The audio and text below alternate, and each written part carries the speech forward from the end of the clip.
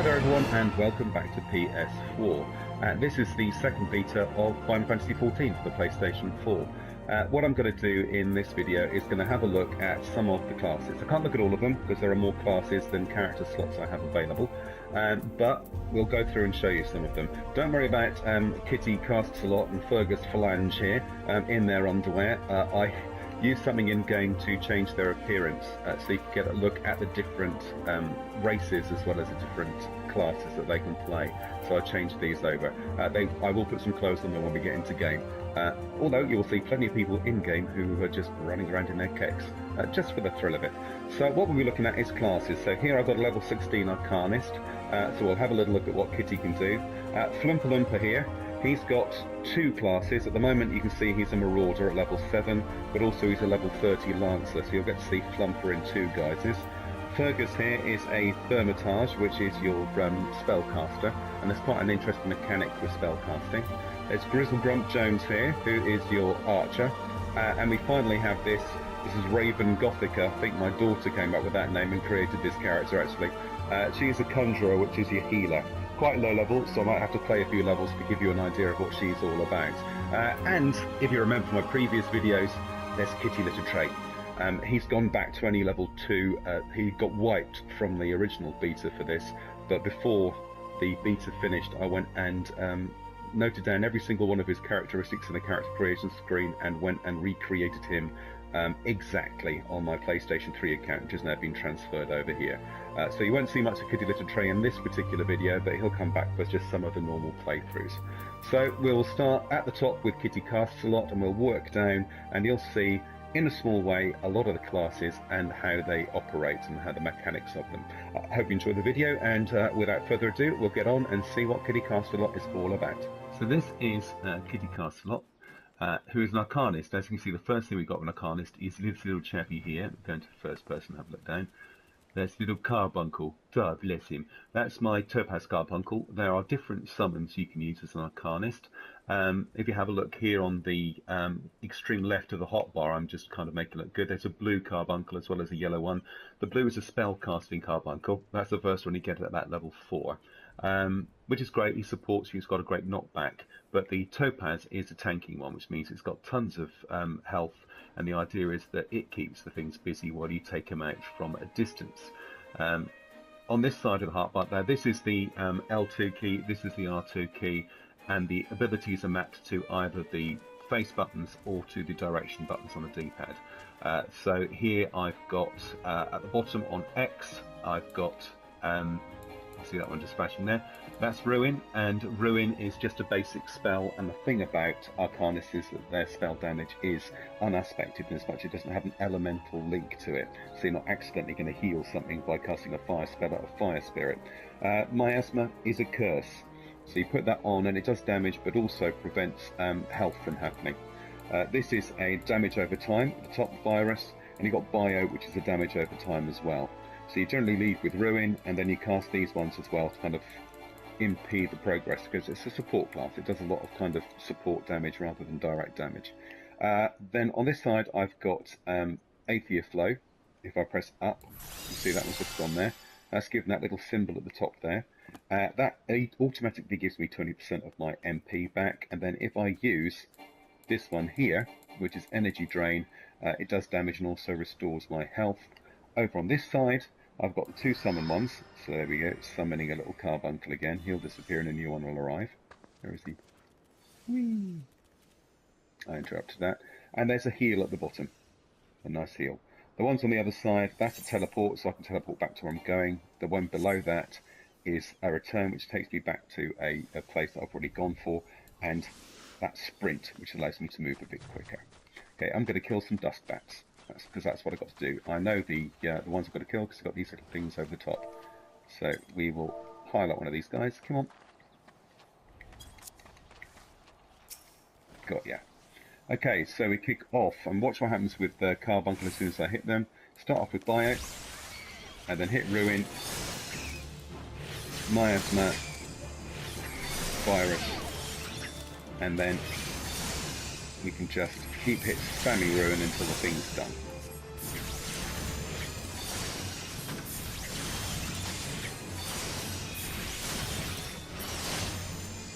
Got him. Oh, so grab the other one. So same again, bio, and then ruin.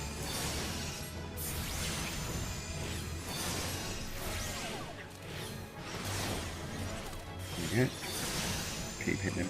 And underneath the dust bat health bar, you can see at the top of the screen there, you can see all the things that I've got on him.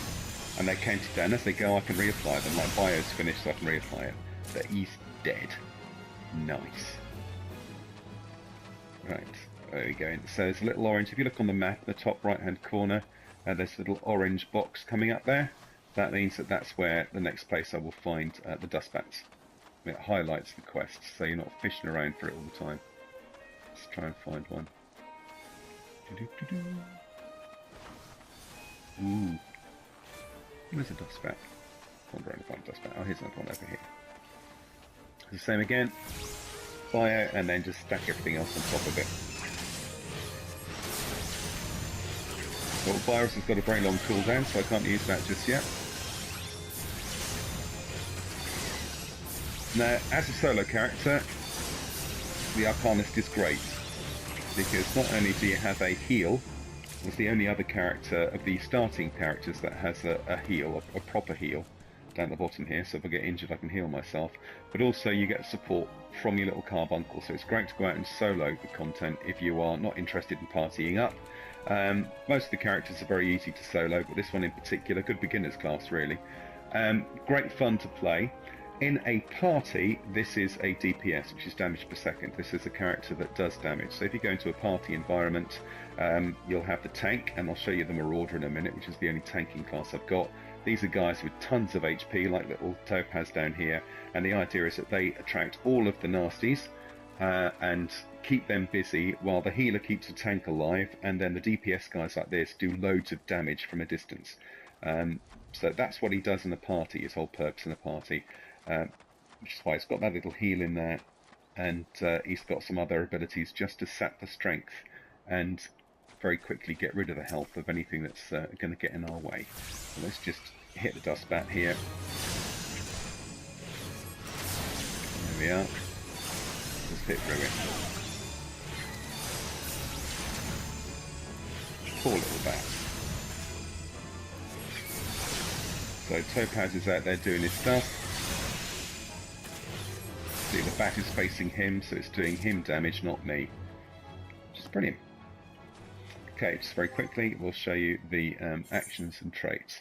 So the actions are the things we've got. So we've got Ruin, Bio, Psychic, that's the heal, all down here. I've got to yet unlock Sustain, which is 8% of, continuously restores 8% of summoner's HP. So that lasts for 10 seconds. So that is kind of a heal over time. Resurrection, which brings people back from the dead, which is great in a party, because it's only, in the starting class, it's only the Arcanist and the Conjurer that has that ability. And Bio is just a stronger poison spell, Ruin's a stronger ruin spell. Eye for an Eye affects a magic barrier around a single party member or pet, so I can put a protection spell either around myself, my pet, or a member of the party I'm working with. My asthma is stronger, and then you have Rouse, increases spell-based HP restoration and damage dealt by pets by 40%. So that is 20 seconds where your pet suddenly becomes kind of uber hard. And then finally you have Shadow Flare, which is a nice big veil of magic shadow dealing damage with a potency of 25 to any enemies who enter.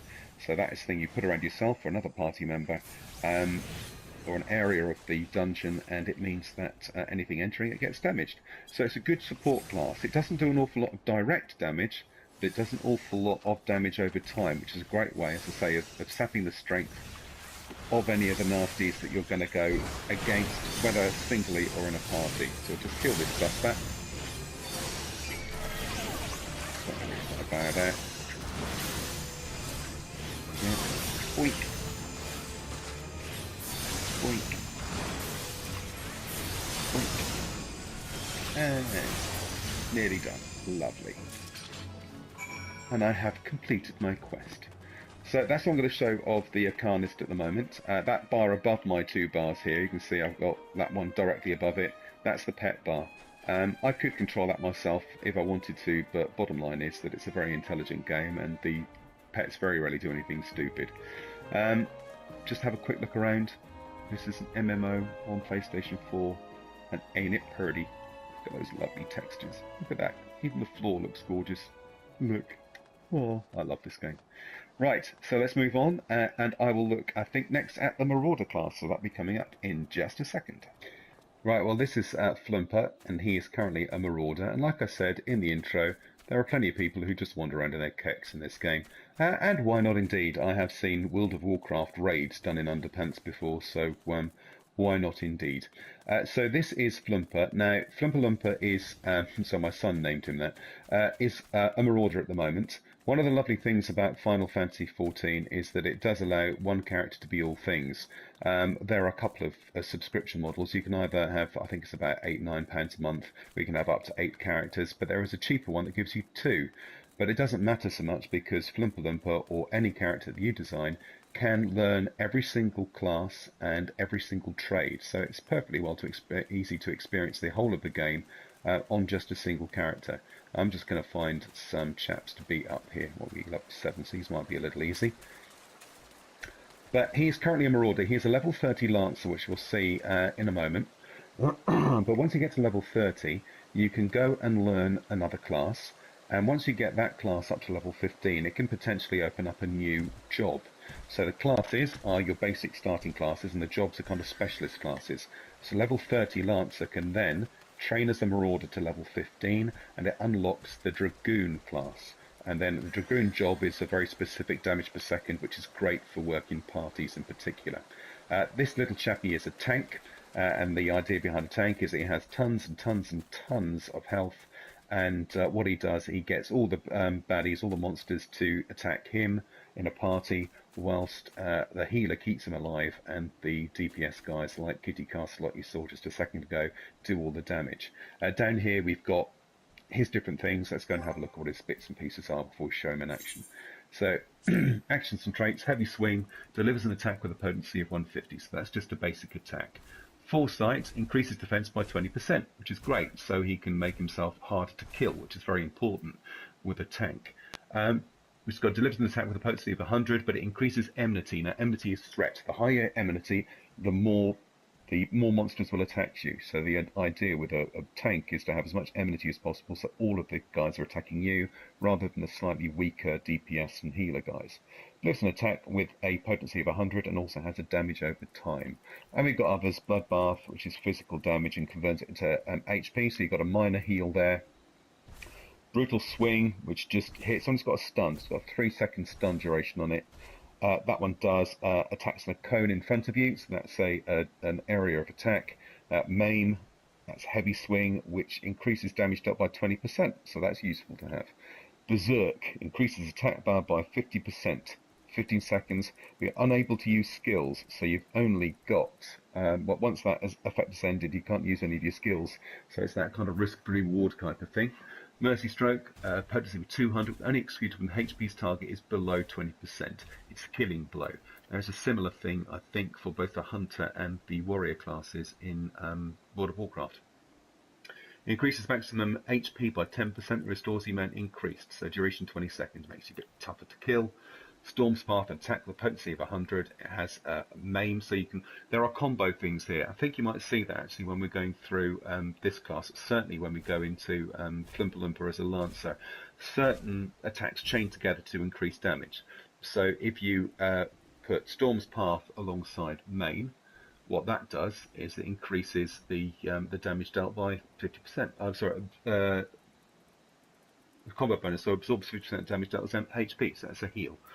Holmgang, whatever that might be, draws targets towards caster and blinds both. So if you've got one of your other guys in trouble, you can get the guy towards you, but you can't hit him because he can't see, but similarly he can't hit you. Vengeance, damage taken by reduces damage taken by 30% and delivers an attack with a potency of 50 every time you suffer physical damage. So that just casts it over yourself. If someone hits you, you hit them back to 30% of whatever they hit you for. And then a final one, the Storm's Eye, delivers an attack with a potency of 100. It combos with Maim, and it decreases the target's slashing resistance by 10%.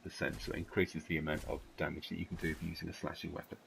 So all of these bits and pieces in here are very useful, and these are all about getting stuff to attack you and making you as survivable as possible. but just because they're fun, I'm going to go down and hit a toad. I haven't got to say, I'm quite early into this, so there aren't very many activities and abilities that I've got, but we'll see what we can do. So highlight him, and then we will hit him with heavy swing. Oh, let's do foresight, which increases our defense, and then we hit him with a swing. There we go. Now, oh, he's gone away. If you notice, there was a little line around the skull thunder. So do that again.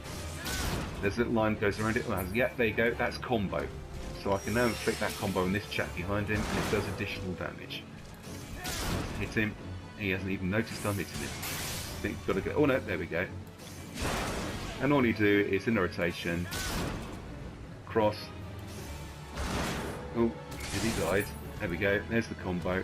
Let's get him with the combo. There we are. Hit the combo, which does additional damage. It's not ready yet. Ooh. Premature on me buttons. And there we go. He's dead. Now, this particular class is, race is a Lalafell. They're little gnomey blokes. Quite cute. I like Flumper. So that is a brief kind of look through of what the Marauder does. Now, the other tanking class that you can open up straight away is a Gladiator, which is a sword and shield guy. It'll have similar kinds of things. It's all about getting things to attack you, keeping you alive as long as possible, and reducing the damage. And that is what a tank does. So in a party, he's actually one of the most important classes. The tank and the healer are the two difficult classes in a group. You can probably get away with having people who are less good with DPS, provided your tank and your healer are good. If your tank and your healer are rubbish, you're probably not going to be able to get through any of these instant dungeons with any chance at all. That's why it's often nice to join one of the guilds, one of the groups available here, and work with people that you know. But if you pug up, which is a pickup group, and just work with 3 people you've never met before, you're at the mercy of how good they are. And if their tank or the healer are not very good, you're going to have a really tough time if you're playing DPS. I hate healers. I don't use them and never have enjoyed them. I do like tanks though. They can be great fun to play, and they're certainly in the thick of all the action. So that is a Marauder. I'm going to change Flumper in a moment to a Lancer, and then we can see how the Lancer works. I just need to get him to an area where he's going to be a little bit more challenged. So that's a Marauder, which is one of the tanking classes. That's our first introduction to Flumper with his lovely purple and yellow hair. And we'll be back with Flumper in just a second to look at the Lancer class. Probably in a second video, because I'm concerned I don't want to have these videos running for an hour. So I'm going to stop here with these particular classes, and we'll pick up in a new video with Flumper as a Lancer and carry on from there. So thanks for watching. Like, favourite and subscribe as always. Follow me on all the social bits and pieces. And I'll speak to you again. Happy gaming, and bye-bye for now.